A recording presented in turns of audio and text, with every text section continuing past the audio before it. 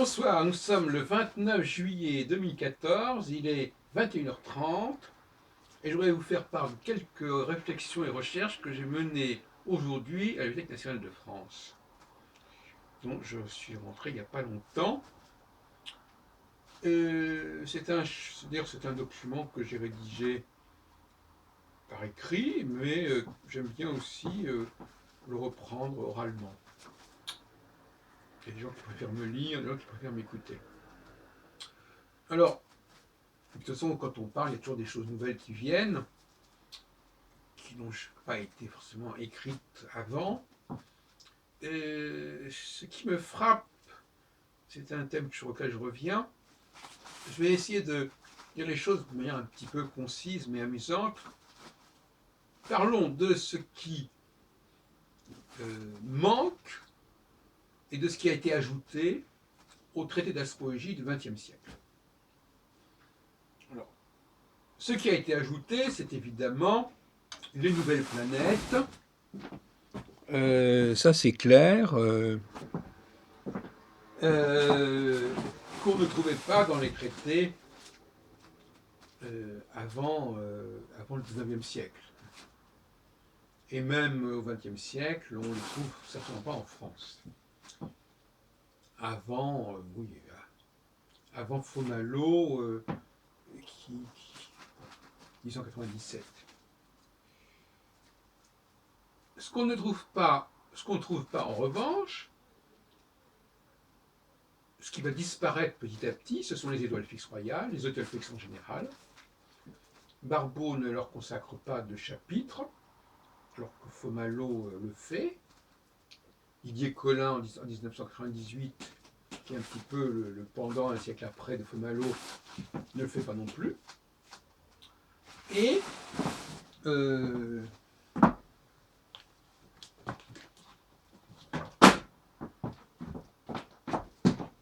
donc le manuel pratique d'astrologie de Didier Colin, 1998. Qu'est-ce qu'il y a dedans, qu'est-ce qu'il n'y a pas dedans?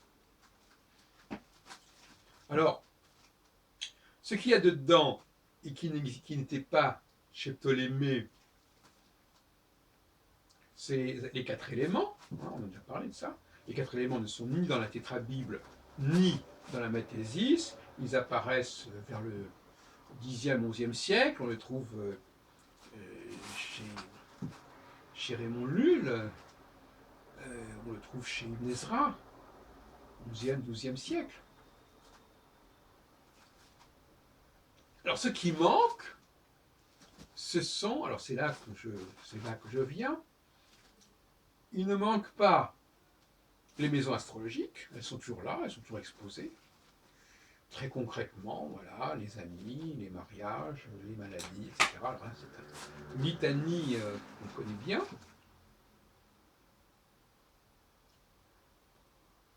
Ce qui manque, c'est là le nœud de mon intervention ce soir. Et comme je dis, il n'est pas facile de savoir ce qui manque. Il est facile de savoir ce qu'il y a, et parfois ce qu'il y a en trop, mais ce qui manque, parfois, c'est pas évident. Ce qui manque, c'est un chapitre, comme on le trouve au livre 7 de la Mathésis. C'est un chapitre consacré aux questions générales.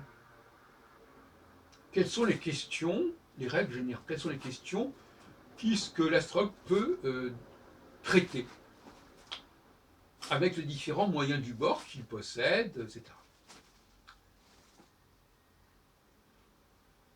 Ces questions, ça pourra peut-être surprendre certaines personnes, sont exactement les mêmes que celles qui concernent les maisons astrologiques. Mais elles ne sont pas réservées aux maisons astrologiques. Ptolémée aborde ces mêmes questions sans passer par les maisons astrologiques. Donc il y a une espèce de... Chez les astrologues, il y a souvent ce genre d'automatisme. Telle question, hop, maison astrologique. Le nom d'un dieu, hop, une planète. Il y a comme ça des automatismes systématiques. Or, non. On peut aborder la question des parents, des ennemis, sans passer par les maisons astrologiques. On peut s'intéresser, comme Manilius à Neptune ou à Junon sans passer par l'astronomie. Mais on peut s'intéresser aux signes zodiacaux sans les référer nécessairement aux maisons astrologiques, etc. Il y a donc comme ça des automatismes qui sont discutables. Alors, moi, ce que je voudrais dire, parce que je n'ai pas envie de traiter trop longtemps ce sujet, ce que je veux dire, c'est que les manuels d'astrologie sont extrêmement segmentés. Il y a un chapitre sur les planètes dans les signes, il y a un chapitre sur les planètes dans les maisons, il y a un chapitre sur les aspects entre planètes, etc., etc. Il y a les maisons dans tel signe, les planètes dans tel signe, etc. Et puis il y a un chapitre sur les signes zodiacaux, et puis un chapitre sur les planètes. Voilà en gros. Mais en revanche, quand vous prenez le thème astral, vous avez tout ça qui est amassé, entremêlé, alors que le manuel, lui, il vous sépare tout ça. Donc le thème astral correspond en fait à la conception ptoléméenne de l'astrologie, à savoir que les différents, notamment la conception moins ptoléméenne, mais celle de Firmicus Maternus, à savoir que les différents facteurs astrologiques se combinent pour répondre aux différentes questions. D'où le thème astral qui est une combinaison. Mais si on ne combine pas les différents facteurs astrologiques, il n'y a pas de raison de faire un thème astral. À ce moment-là, il vaudrait mieux étudier distinctement les différents chapitres. Là, il y a des contradictions qui sont des contradictions synchroniques, diachroniques, syncrétiques. C'est ça qui est intéressant. Donc, la conclusion que je donnerai ce soir, et que je n'ai peut-être pas d'ailleurs dit clairement dans mon texte écrit que j'ai mis sur mon blog Nofim, comme vous savez, N-O-F-I-M, c'est Nofim Heilbronn, si vous préférez, pour trouver sur Google, c'est l'idée que le thème astral est l'expression logique de la mathésis qui fait que, pour n'importe quelle question, il faut combiner les significateurs planétaires, les maisons astrologiques, les aspects, etc. Or, dans les traités d'astrologie comme celui-là, à aucun moment on nous aide à répondre à ces questions. On nous définit, comme je viens de le dire, telles et telles les planètes dans les signes, les planètes là, mais on ne nous dit pas ça. Donc finalement, il y a une inadéquation entre les chapitres d'un traité d'astrologie et le thème astral. Et d'ailleurs, on le voit chez André Barbeau, dont on peut dire que son manuel, son traité de pratique d'astrologie, paru il y a 50 ans, ça comporte 2 volets qui ne coïncident pas entre eux.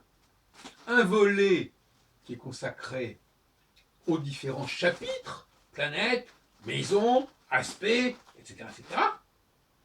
Et un autre volet qui est l'étude des thèmes de naissance des rois de France depuis je ne sais pas quelle époque, une bonne trentaine de rois de France.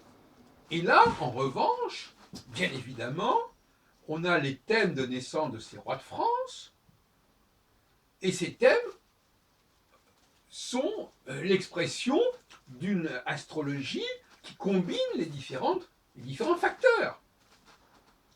Ils sont l'expression de cette astrologie mathésienne dont j'ai parlé tout à l'heure. Alors, le passage, l'interface entre ces 2 volets, il n'existe pas. Il y a d'un côté les différents chapitres, de l'autre l'interprétation du thème, mais il n'y a pas l'interface qui figure chez Alan Léo, qui figure dans Fomalo, qui figure dans Firmicus Maternus, une interface qui nous dit voilà, si vous voulez répondre à telle question, tel sujet, voyez ce qui se passe au niveau des maisons, des signes, des planètes, des combinaisons entre planètes, etc. Ce qui est une très bonne préparation à l'interprétation du thème astral. Voilà, voilà ce que je voulais vous dire.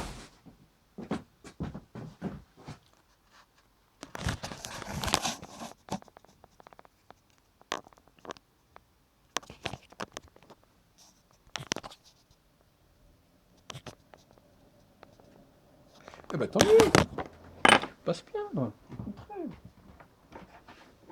Au contraire, mon cher ami. Alors, parce que c'est pas le bon film, mon cher ami. Eh ben non, on va pas l'emporter. Mais parce que, d'abord, personne ne nous appelle déjà, qui est une très bonne raison.